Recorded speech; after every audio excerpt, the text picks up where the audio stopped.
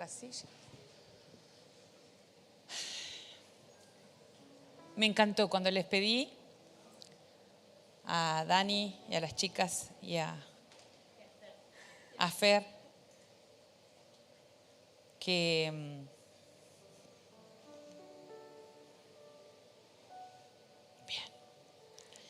pudieran preparar una mesa. No le di todas esas instrucciones, pero sería una mesa preparada específicamente para recibir a alguien, ¿verdad? Y se ve re bonita, es más como una mesa de fiesta. Pero cuando pensamos en mesa o en una mesa, inmediatamente viene a nuestra mente la imagen de lo conocido, ¿sí? Por lo menos a mí me pasó. Yo veo esto en fotos y me encanta cuando voy a las fiestas y veo la disposición de los platos, de los vasos, de las copas, de la cantidad de cubiertos que protocolarmente hay que usar. Pero se me vienen a mi mente imágenes más de lo conocido, más de lo íntimo, porque puedo asociar imágenes con la palabra mesa y algunas me remontan al tiempo de mi infancia, de mi niñez, ¿sí? Donde la memoria mía recupera una mesa con mantel a cuadros, una mesa con mantel a cuadros azules y blancos, la mesa de la casa de mi abuela, una mesa que era de madera rústica, que vieron esas patas medias redondeadas, que eran a veces verdes, de colores raros, o eran simplemente marrones del color original de la madera y habían sido ilustradas a mano de manera artesanal. La mesa de la casa de mi abuela, ¿sí? Que adornaba una cocina totalmente rústica, que no era una cocina como las que vemos ahora, ni la cocina soñada, ¿sí? Con lugares espaciosos. Simplemente había una pileta, una cocina, a veces un fogón, a veces las alacenas eran de material y tenían cortinas para que no pudiéramos ver lo que había dentro. Y las repisas de madera. La pared muchas veces con restos de grasa. ¿Le pasó? ¿O fui yo la única que fui pobre? Y ¿sabe? Esa cocina rústica estaba llena de sabores y de perfumes de las recetas de las comidas caseras. Cierren los ojos, la pastora Adriana ya está. Una mesa llena de secretos, ¿sí? Transmitidos a través de las generaciones. La receta con el ingrediente sorpresa. El que antes de que la abuela pase a la presencia del Señor tiene que compartirlo con el resto de sus hijas para que lo pasen de generación en generaciones. ¿Cuál era el secreto del ingrediente del tuco más maravilloso de Mendoza y de la zona de Cuyo? Era el de mi abuela.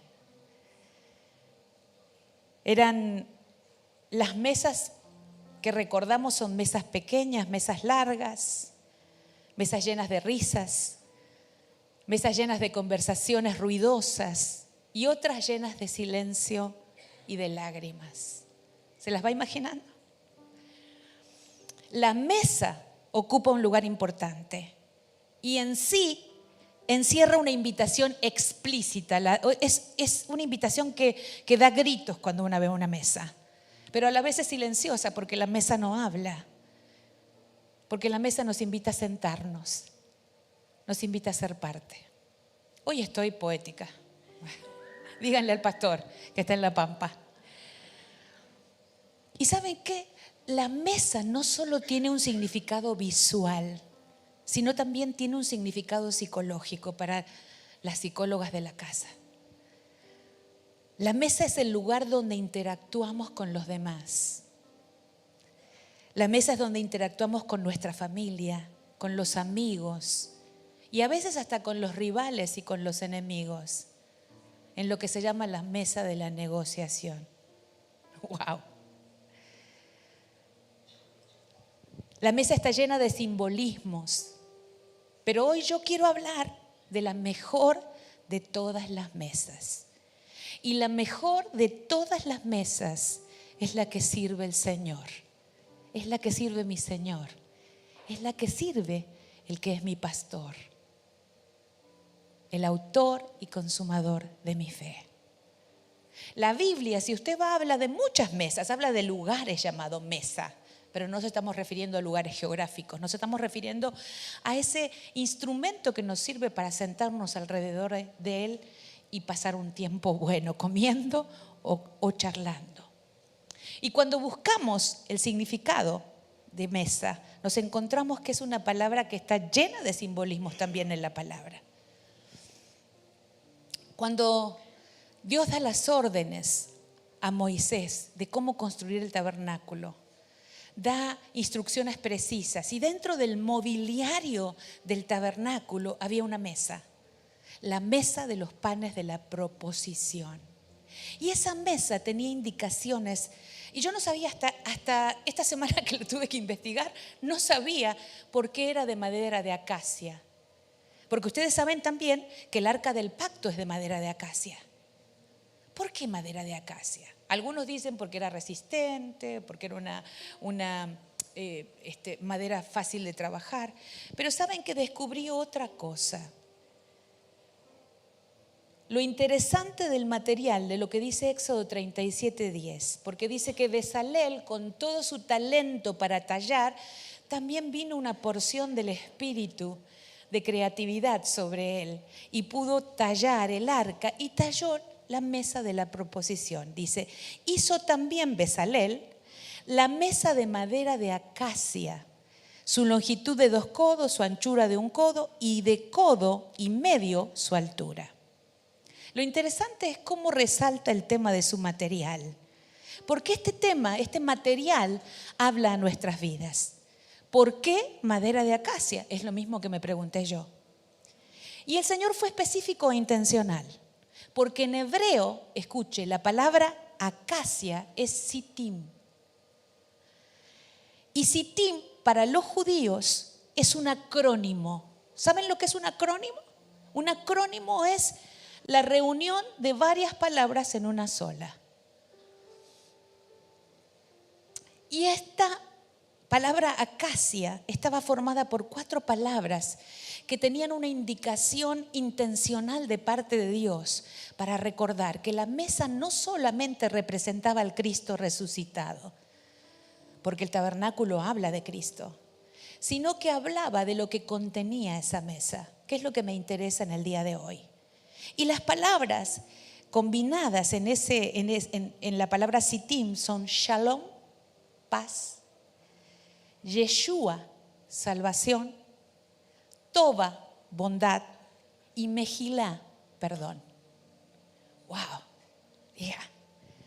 Esa mesa de acacia que había sido intencionalmente mandada a realizar bajo el diseño poderoso de Dios para hacer una vislumbre de lo que sería el final de la historia con Jesucristo, estaba hablando sin hablar.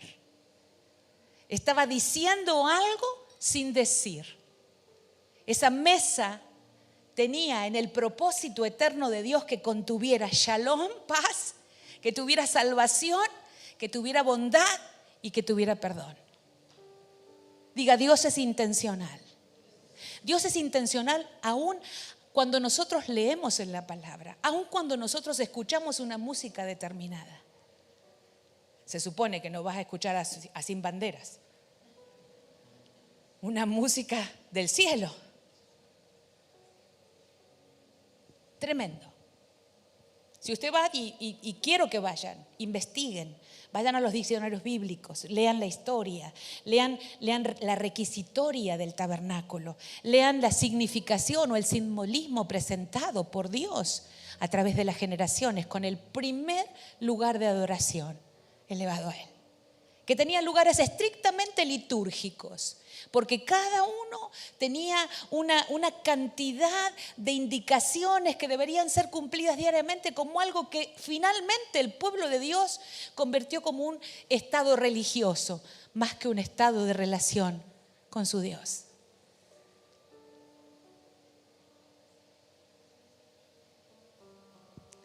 La mesa de los panes de la proposición era una mesa profética. ¿Por qué, pastor, una mesa profética? Porque era una plataforma en donde se establecieron verdades eternas. Sobre esa mesa se estableció lo que Dios haría con nosotros.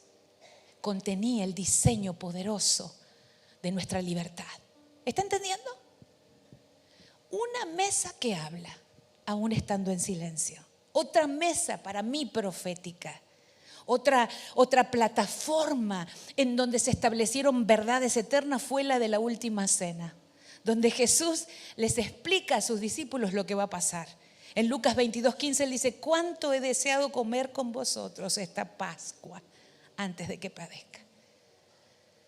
Preparando una mesa antes de que sucedan cosas que van a necesitar respuestas, y necesita prepararlos. ¡Wow!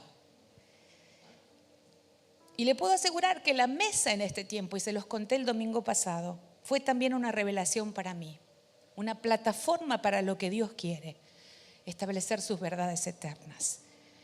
Y yo les conté que en mi tiempo devocional la semana pasada Dios me estaba preparando para algo. Y mientras oraba y adoraba su nombre, Él me dice: aderezo mesa delante de ti en presencia de tus angustias. Cuando Dios personaliza la palabra, uno llega a temblar, ¿verdad? Uno dice: algo se viene, y uno no entiende. Me dio escalofríos y dije: Señor, en ti confío. Y comencé a repetir: adereza mesa delante de mí en presencia de mis angustias. Estaba sentando una plataforma en la que iba a sostenerme en las siguientes horas. Mire, no me afectó tanto el hecho de tener una insuficiencia cardíaca como que me dijeran que mi hijo tiene una enfermedad que en 10 años puede tener un final no bueno. Dios sabía que debía sostenerme. Dios sabía que tenía que presentar una mesa delante de mí para las angustias que venían. Porque las angustias hacen que se te angoste acá, hacen que no puedas respirar. Comienzan los ataques de ansiedad porque uno no sabe para dónde correr, porque no sabe por qué está sintiendo lo que está sintiendo. Pero Dios se anticipa. Dios se anticipa con una mesa sobre nuestra vida. Y después me mostraba la palabra mesa de la siguiente forma. No sé si la tienen ahí. Jenny, ¿estás arriba? Sí. La palabra mesa, como la mandé así con punto M. ¿La vieron? Ahí está. Aquí está. Así vi la palabra. Dije mesa, M. Y Dios me decía que había 4 verdades fundamentales que sostienen esta mesa: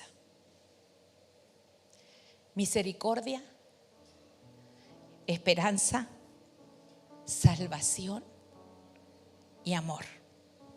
Y quiero sentar algunas bases, porque yo medité y medité. Después recibimos a la 1 de la tarde, eran prácticamente las 6 de la mañana, 7 de la mañana cuando Dios me dice eso, y a la 1 de la tarde recibimos la primera noticia. ¡Wow! A mí se me aflojaron las piernas.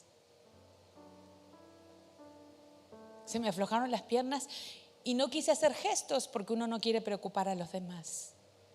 Pero sabía que Dios había preparado una base para sustentarme. Y Dios presenta base para sustentarte. ¿Lo está entendiendo hasta ahí? Entonces voy a sentar algunas bases. No es que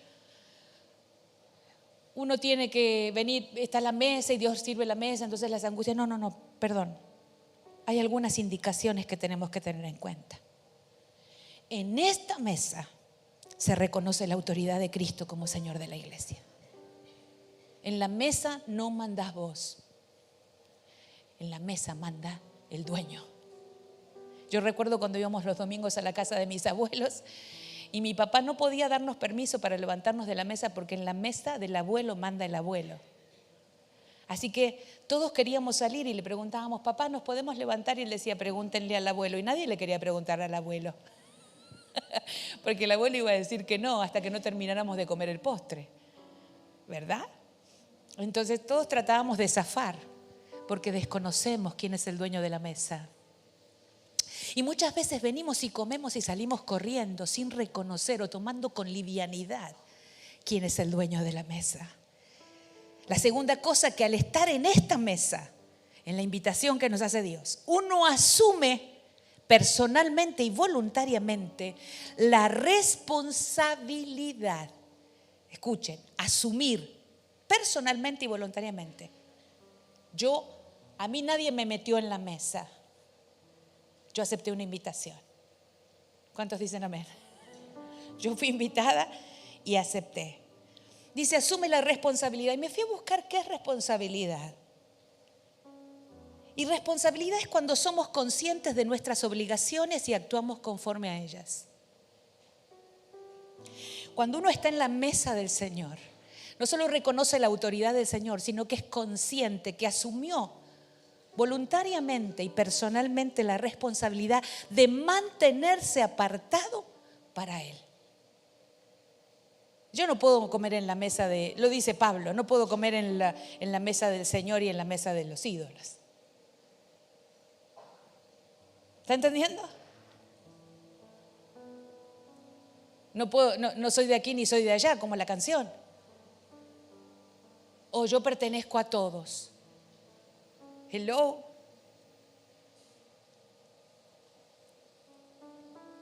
Y mantenerse apartado es vivir, escuche, de acuerdo al honor que se nos ha concedido de poder sentarnos a esta mesa.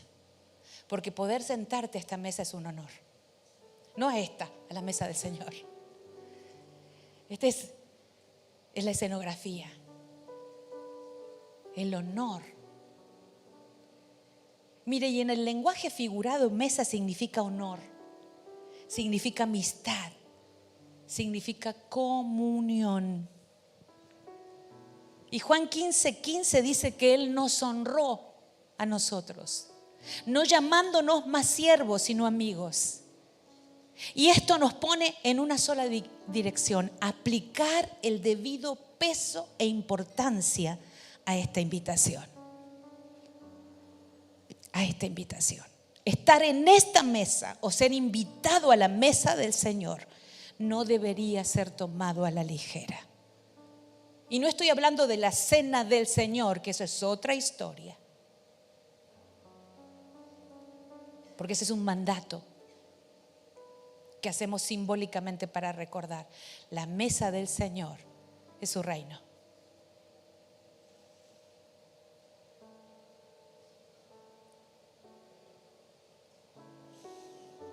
Entonces yo quiero honrar esto, no puedo tomar a la ligera. Dígale al que tiene al lado, no puedo tomar a la ligera el estar en la mesa del Señor. He sido convocado. ¿Sabe por qué? Porque estamos en la mejor de las mesas.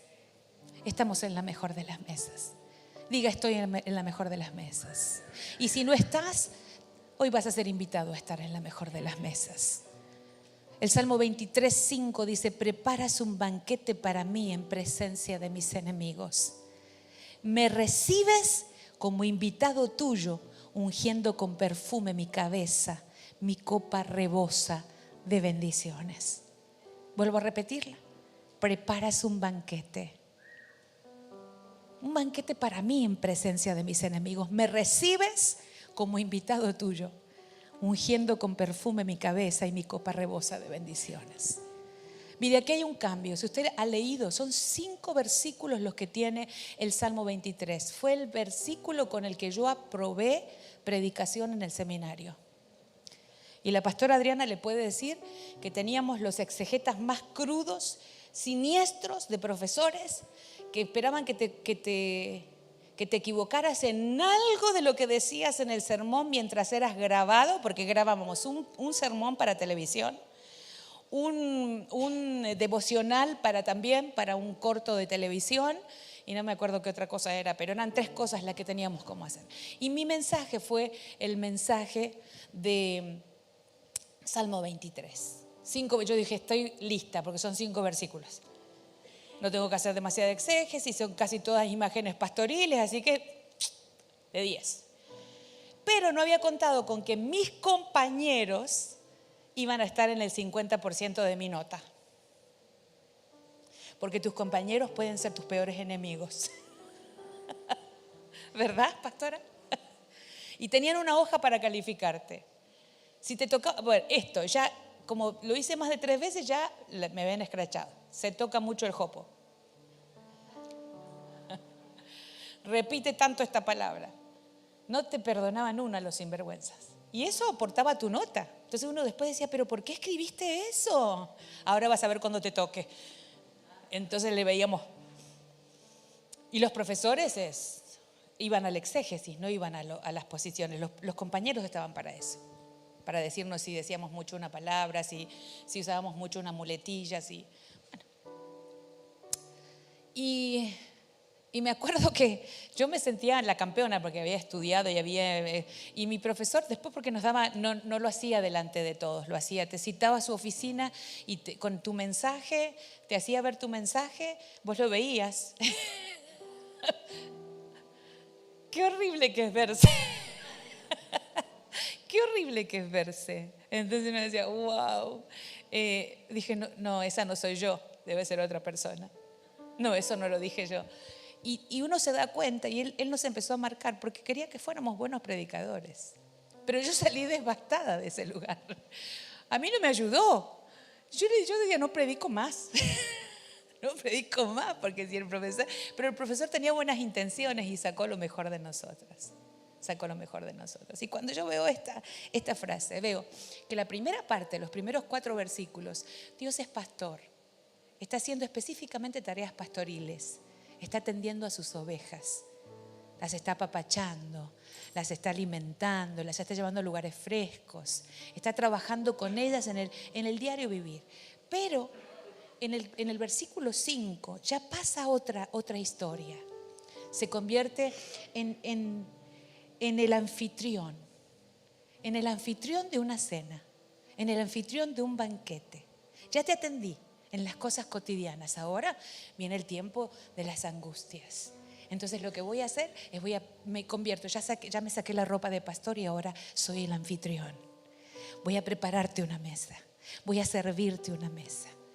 Y se dispone a servirnos un banquete fundamentado en 4 principios poderosos que son propios de su ser Dios, que son parte de su naturaleza, que son inherentes, dirían los teólogos, de su ser Dios.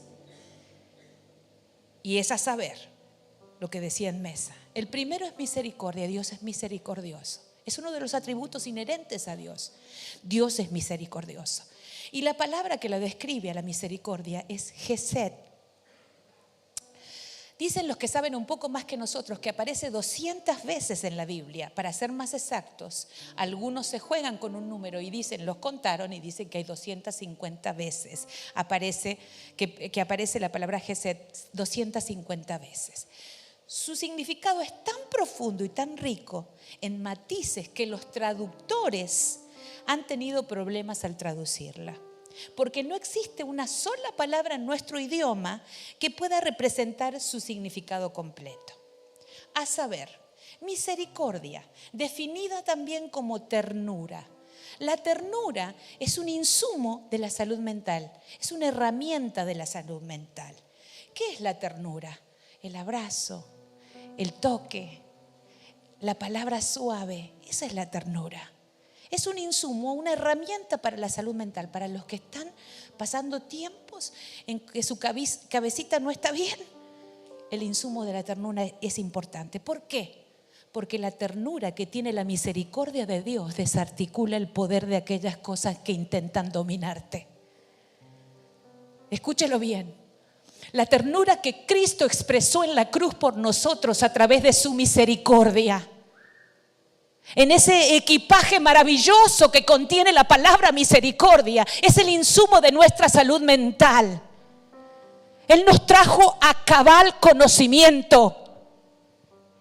Lo demuestra en su palabra cuando cruzó al otro lado del mar solamente para volver a su juicio a un endemoniado, demostrándole su ternura, demostrándole que su tiempo, aunque valía, estaba siendo invertido de la mejor manera. Estaba mostrando su ternura. ¡Wow! ¿Por qué? Porque la ternura de Cristo desarticula el poder de aquellas cosas que intentan dominarte. Y cuando te sentás en la mesa de Jesús, se desarticulan las cosas que te están dominando. Porque cuando te acercás a Dios, se deshacen las excusas. Porque cuando estás ante la presencia de Dios, todo lo demás se cae. Y eso es solo uno de los significados de misericordia. El siguiente, fidelidad. Otro de ellos es la bondad de Dios. Otro, la gracia incluida en su misericordia. Y la otra, pacto. Algunos comentaristas traducen misericordia como amor de pacto o amor inagotable. Y voy a decir algo a los matrimonios y a los que quieren casarse. Dice, como Cristo amó a la iglesia con un amor de pacto. Porque cuando uno entiende esto como Cristo amó a la iglesia en este amor de pacto o en este amor inagotable, entiende que la palabra amante fue desvirtuada porque la palabra amante estuvo en la mente de Dios, no por un tercero, sino ser amante de aquel que te entrega el corazón. Wow, porque Dios es nuestro amante. Wow. El poder de esta palabra cambia nuestra concepción del amor. Casa de los valientes. Va a torcer el rumbo de hacia dónde vas y te va a traer de vuelta a la mesa. Esa misericordia es ese tipo de amor lleno de ternura, de fidelidad, de bondad, de gracia y de pacto. Un amor que no se rinde. Es una palabra tan profunda que no la podemos entender porque es difícil entender cómo uno teniendo un amor tan imperfecto es amado por un amor tan perfecto. Es contenido por un amor perfecto. Su misericordia es la que te libera, es la que me libera. ¿Y de qué me libera, pastora? Del miedo a fracasar, del miedo a fallar.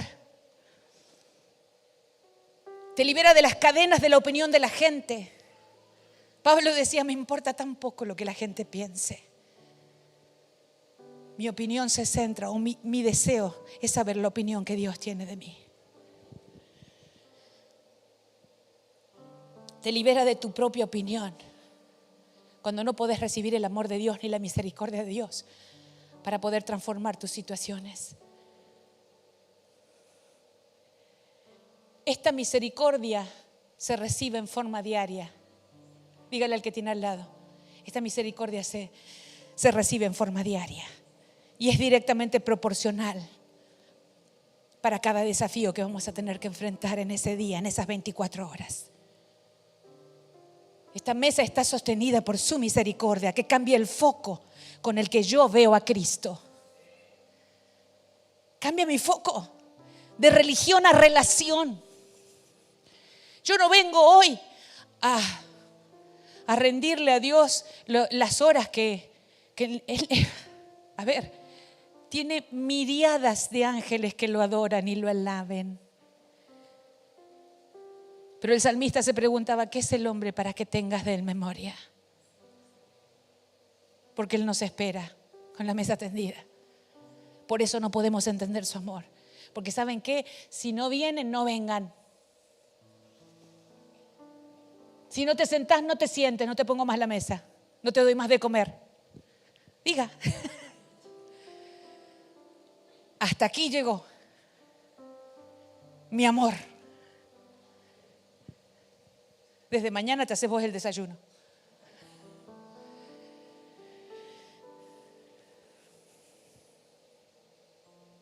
No puedo estar sentado en esta mesa si no tengo una relación con Dios, con el dueño de la mesa.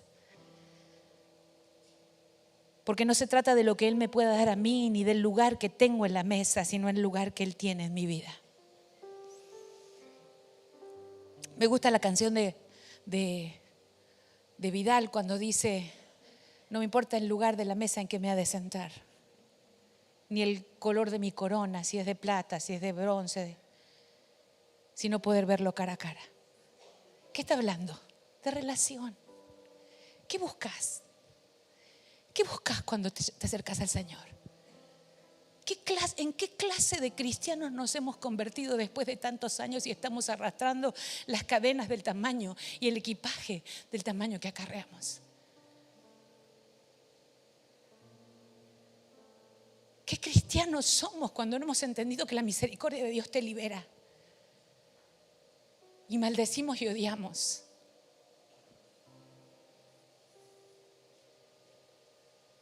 Y cuando haces sanidad interior, pedís perdón, pero no restituís.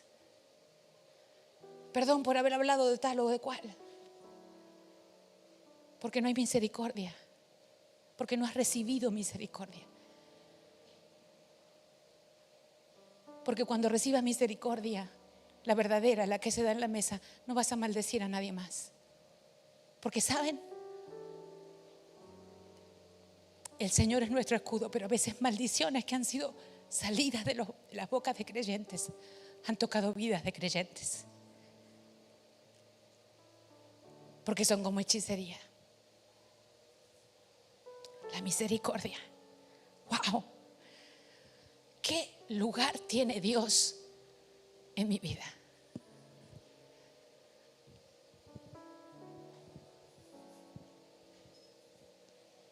No importa.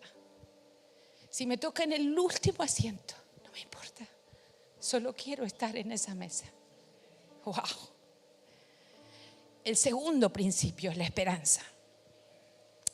En esta mesa hay esperanza. Para los que les gusta notar, Jürgen Moltmann fue uno de los teólogos alemanes más espectaculares. Él escribió la teología de la esperanza. Y él dice de la esperanza que la esperanza no es otra cosa que la expectativa de aquellas cosas que por la fe creemos, han sido claramente prometidas por Dios. Es la expectativa que tenemos de recibir lo que, en otras palabras, de recibir lo que Dios prometió. Pero yo le agregué algo. Yo quiero agregar algo.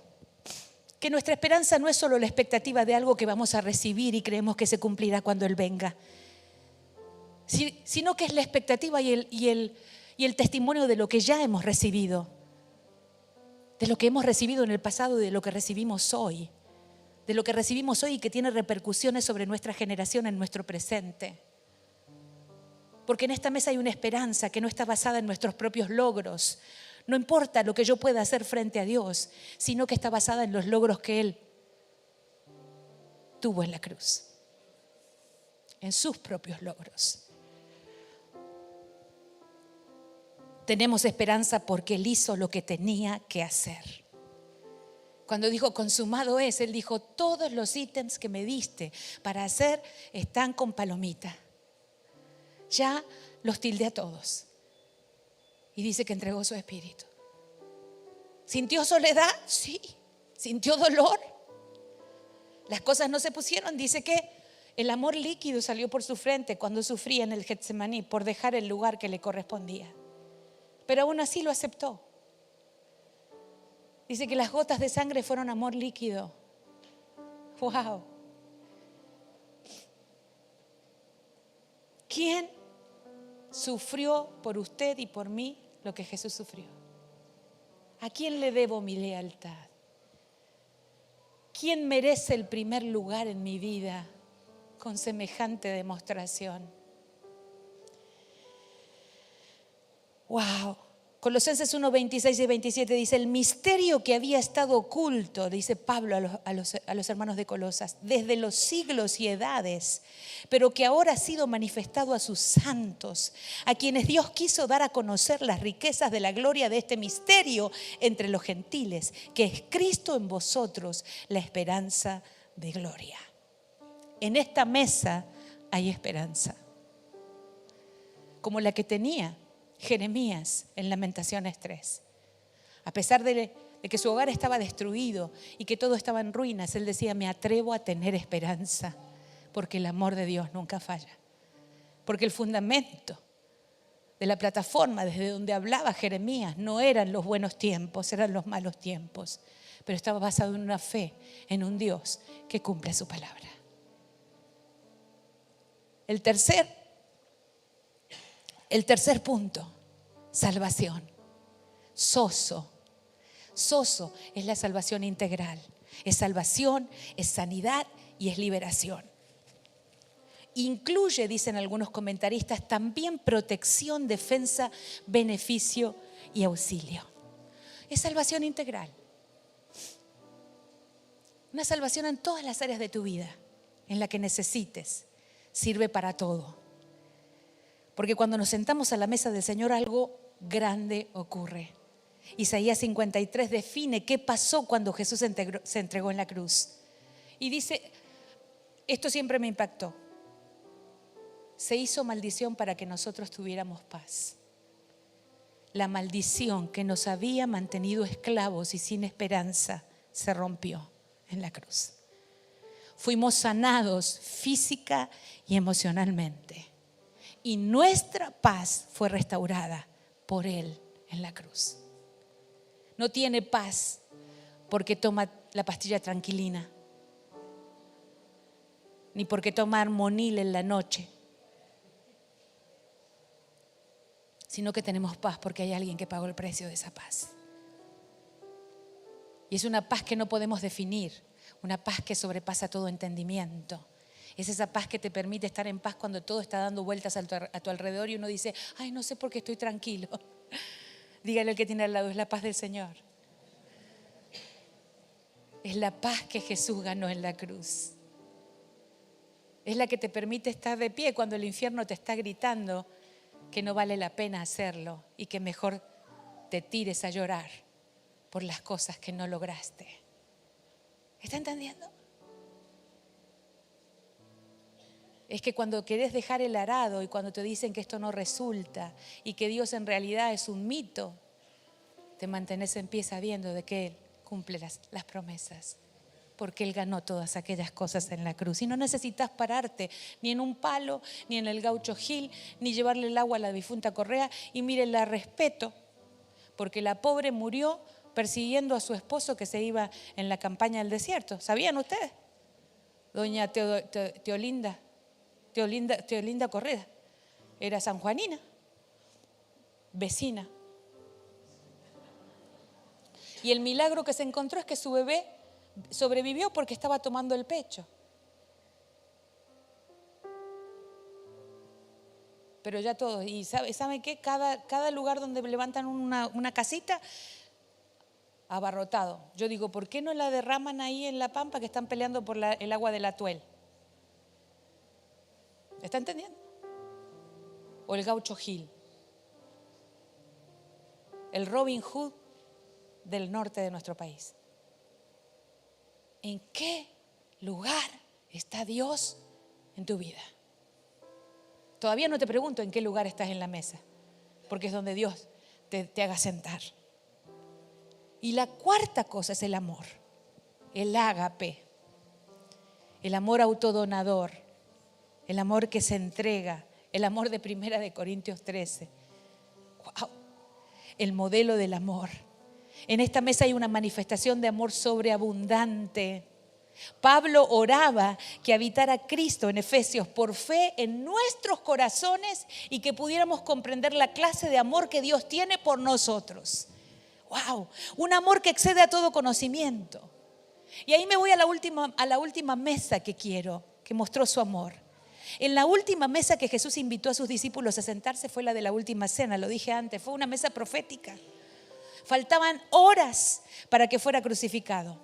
Y allí Él modeló su amor por ellos, dejando en sus corazones profundas enseñanzas que creo que nunca se pudieron olvidar, porque su amor rompió barreras.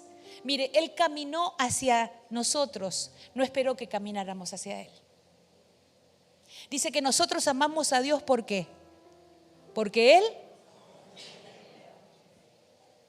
Él se acercó para que nosotros nos acercáramos. Él caminó hacia nosotros para encontrarnos. Él rompió barreras estructurales. Él rompió con los protocolos religiosos. Ustedes saben que al entrar ya rompió el primer protocolo. Cuando uno entraba a una casa había una tinaja y toallas para poder lavarse los pies, porque andaban con sandalias y los caminos no eran asfaltados, eran polvorientos. Así que imagínense, no era porque ay qué feo tiene los pies sucios, sino porque como las mesas eran bajas y medio como se acostaban, a veces le metías la pata en la nariz al otro. Y estabas comiendo y tenías la pata del otro acá. Entonces era decoroso que cada uno fuera a la mesa por una cuestión de convivencia y comunión.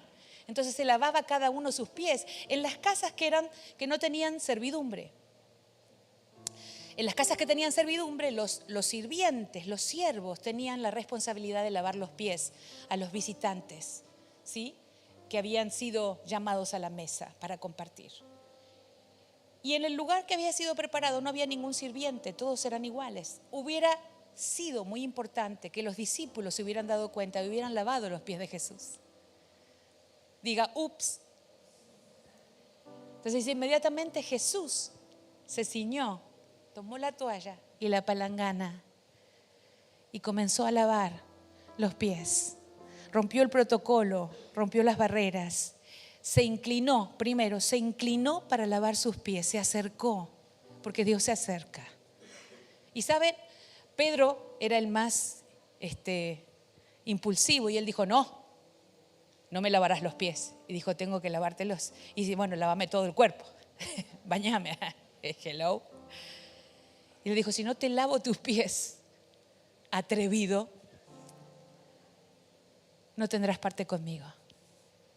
¿Saben que Jesús rompió el protocolo en la cruz y se acercó para que tuviéramos parte con Él? Para que pudiéramos sentarnos a su mesa. ¡Wow!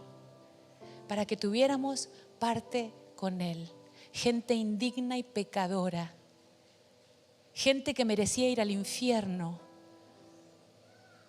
Hizo que la misericordia de Dios se manifestara con un amor sobreabundante y se acercara a nosotros para amarnos. Primero Él a nosotros para que nosotros aprendiéramos a amarlo a Él. ¡Wow! Primer acto de Jesús. Vio los pies sucios, pero no los juzgó. Los sirvió, los amó y los limpió. Y la tercera cosa, arrojó gracia sobre sus pecados. Jesús en la última mesa hizo un acto de amor escandaloso. Tomó el lugar de los siervos, porque Jesús los amó como nos ama a nosotros, más allá de quienes somos. ¿Y saben por qué? Porque estaba construyendo una plataforma. Estaba tendiendo una mesa para que tuvieran una verdadera comunión con Él. Juan 13:18 le dijo, si no te lavo, no tendrás parte conmigo. Y hoy Él levanta mesa. Hoy nos dice a nosotros, Casa de los Valientes, aderezo mesa delante de ustedes en presencia de sus angustias. Hoy quiero ser el anfitrión de tu vida. Y no importa el tiempo que tengas de convertido, porque quizás estuviste en esta mesa de paso y lo tomaste a la ligera. Y no le diste el peso y la honra que significa, ni asumiste la responsabilidad de mantenerte firme en esta mesa, en el llamado que Dios te hizo. Porque Dios nos vuelve a llamar y adereza mesa, prepara mesa. Hoy es el anfitrión. El anfitrión frente a las angustias de tu matrimonio, frente a las peticiones no respondidas que te angustian, frente a las relaciones rotas que van a ser restauradas, frente a todas aquellas cosas que están fuera de nuestro control. Porque con la ternura desactiva aquellas cosas que nos quieren dominar. Quizás sos dominado por tu carácter porque venís de generaciones de hombres violentos. Yo vengo de generaciones de hombres violentos. Mis abuelos y mis bisabuelos eran hombres violentos y alcohólicos. Hombres que después de dar tremendas palizas pedían disculpas y lloraban un rato y por un tiempo estaban bien, para luego continuar con el círculo del terror sobre las mujeres de nuestra familia. Pero cuando Cristo vino a la vida de mi mamá, porque eso es por mi parte materna, Dios rompió el ciclo de violencia. Dios desarticuló con su ternura la violencia de las generaciones anteriores. Y ya los hombres de mi casa, mi hermano es el hombre más manso que ustedes puedan conocer, hombre de pocas palabras. Mi papá es un hombre manso porque viene de otra familia que no eran violentos y conocían la palabra del Señor. Pero se terminó el terror de los hombres violentos. Quizás estás luchando con cosas que tienen que ser desarticuladas por la ternura, pero tenés que aceptar la misericordia de Dios sobre tu vida. Tiene que cambiarse la óptica de cómo estás viendo a Jesús.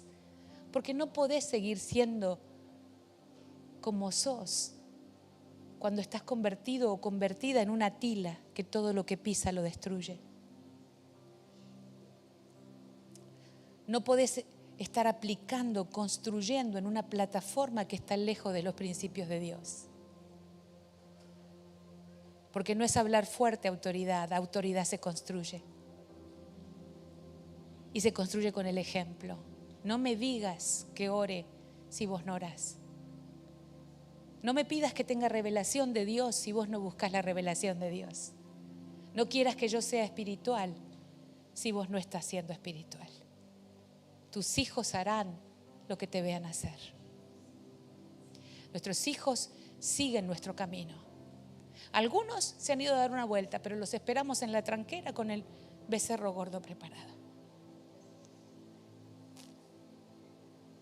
Solo Dios sabe cuántas lágrimas derraman las madres y los padres cuando se te escapan esas palabras que parecen el tormento y el fuego que consume la vida de aquel que está enfrente tuyo y que nunca se fue. Cuando decís cosas tan duras que ni vos mismo mirándote al espejo podrías resistirlas sin que éste se rompiera. Pero las echás sobre tu esposa o sobre tu esposo. Maldecís, golpeas las puertas. Para después volver todo risueño. Como que aquí nada pasó. Y en esta casa, la casa de los valientes, estamos decididos a que la ternura de Cristo desarticule los círculos que te han estado dominando hasta ahora. Quizás sean círculos de adicción, de cualquier cosa, no solamente a las drogas, sino al juego. No podés resistir ir a jugar a la quiniela, a la cabeza o al centro, no sé cómo será.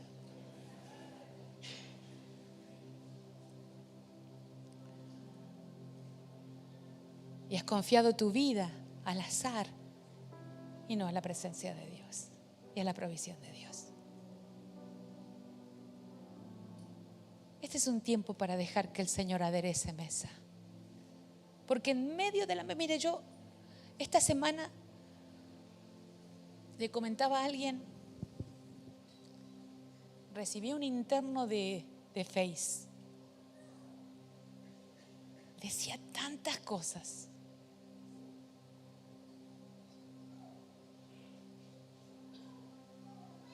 ¿Vieron cuando uno dice, what? Tuve dos opciones, porque las tuve.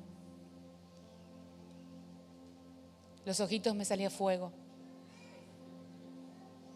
Quería levantar mi mano y pedir juicio. Pero dije no. Si Él se agachó y lavó mis pies, si Él caminó para encontrarme,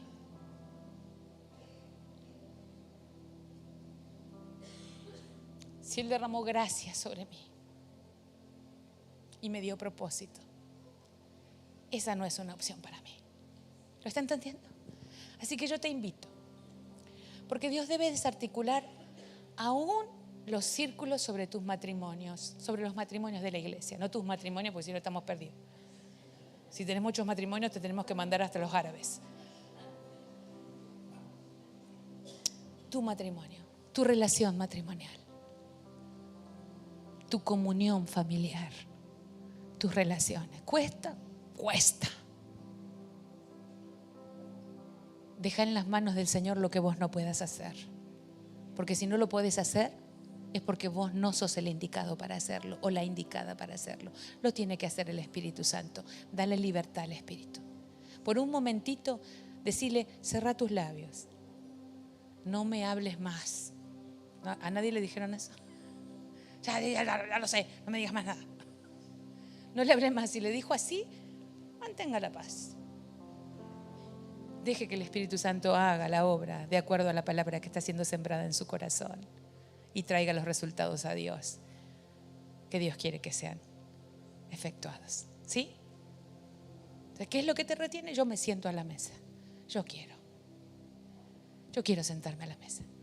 Así que les invito a ser responsables, porque tu mesa es tu vida, es tu comunión con Dios, pero también tu comunión con tu familia. Tu comunión con Dios, tu compañerismo con Dios, pero también con tu esposa y con tu esposa.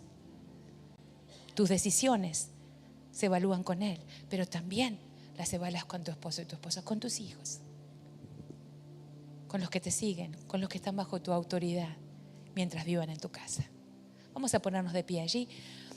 Respire donde digo, yo quiero esa mesa, la mesa de la misericordia, de la esperanza,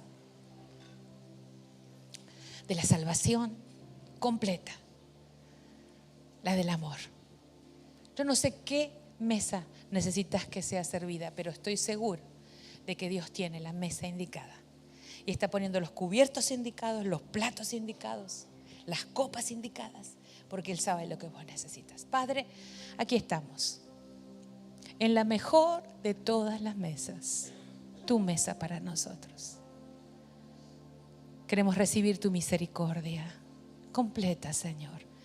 Hablamos de misericordia, hemos aprendido cuando hemos estudiado en nuestras preparaciones bíblicas, en nuestros discipulados, hemos aprendido lo que es misericordia, pero no queremos solo teoría, queremos práctica. Queremos recibir el abrazo de la ternura de tu misericordia.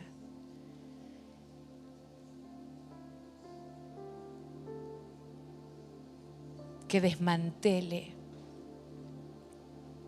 toda la plataforma que el enemigo había hecho para destruirnos.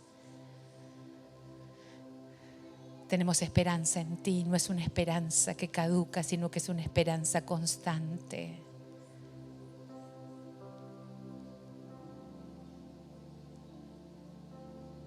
Tú eres nuestra salvación. El sozo tuyo, Señor, la salvación integral, la que nos vuelve cuerdos, la que nos trae el balance, la que nos sana física, espiritual y materialmente. La recibimos, la recibimos, la recibimos. Somos tus hijos, somos tus hijos. Declárelo ahí, soy tu hijo. Soy tu hijo, Señor, soy tu hijo. Estoy sentado a la mesa. Estoy sentada en tu mesa. Acepto la invitación y recibo tu amor incomparable. En el nombre poderoso de Jesús.